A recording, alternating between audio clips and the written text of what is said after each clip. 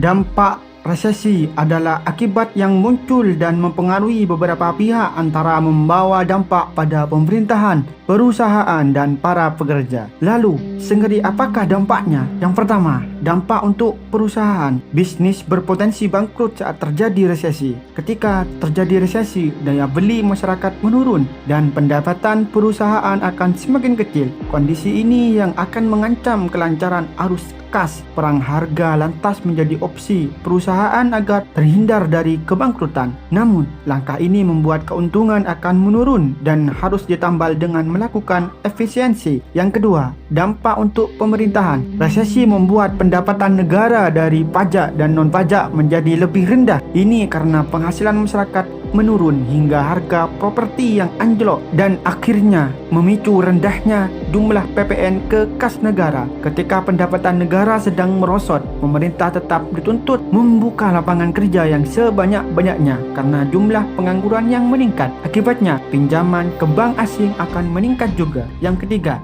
dampak ke pekerja. Menutup area bisnis yang kurang menguntungkan dan memotong biaya operasional berarti melakukan PHK kepada banyak pekerja. Jika banyak terjadi PHK, berarti pengangguran semakin meningkat. Padahal mereka dituntut untuk terus memenuhi kebutuhan hidup di tengah resesi ekonomi.